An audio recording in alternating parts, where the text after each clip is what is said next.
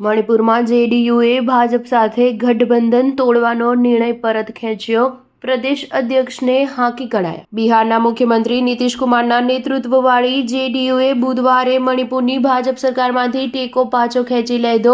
જો કે હાલ આ વાતને લઈને સ્પષ્ટતા કરવામાં આવી છે। જેડીયુના મણિપુર પ્રદેશ અધ્યક્ષ દ્વારા રાજ્યપાલને આ વિશે પત્ર લખવામાં આવ્યો હતો। જો કે હાલ પાર્ટી હાઈકમાન્ડે તેને પદ પરથી દૂર કરી લીધા છે।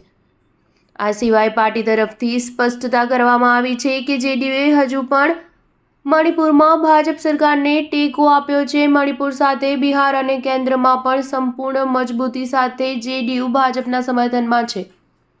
પાર્ટી હાઈકમાન્ડે મણિપુરના પ્રદેશ અધ્યક્ષ વિરેન્દ્રસિંહને અધ્યક્ષ પદ પરથી હટાવી દીધા છે, કારણ કે વિરેન્દ્રસિંહે રાજ્યપાલને પત્ર લખ્યો હતો, જેમાં બિરેન સિંહના નેતૃત્વવાળી ભાજપ સરકાર પાસેથી જેડીયુનો ટેકો પાછો ખેંચવાની વાત કરવામાં આવી હતી। વિરેન્દ્રસિંહને અધ્યક્ષ પદેથી દૂર કરવાની જાણકારી આપતા જેડીયુએ કહ્યું કે પાર્ટીએ મણિપુર પ્રદેશના અધ્યક્ષ વિરેન્દ્રસિંહને પદ પરથી દૂર કરવાનો નિર્ણય લીધો છે, કારણ કે તેઓએ રાજ્યપાલને પાર્ટીની સંમતિ વિના પત્ર લખ્યો હતો।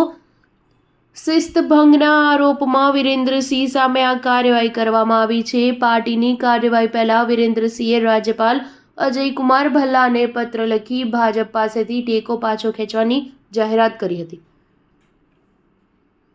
આ પત્રમાં તેઓએ કહ્યું કે પાર્ટીએ 2022ની વિધાનસભા ચૂંટણીમાં 6 બેઠક જીતી હતી। જો કે બાદમાં 5 ધારાસભ્યો ભાજપમાં સામેલ થઈ ગયા, જેનાથી સત્તાધારી પાર્ટીની સંખ્યા મજબૂત થઈ ગઈ।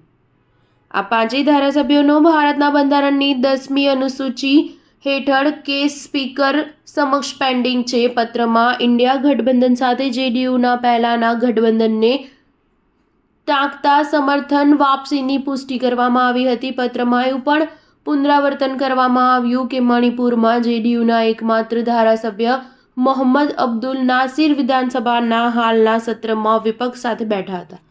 સ્ટાર ન્યૂઝ 7 હંમેશા સચ્ચાઈની સાથે।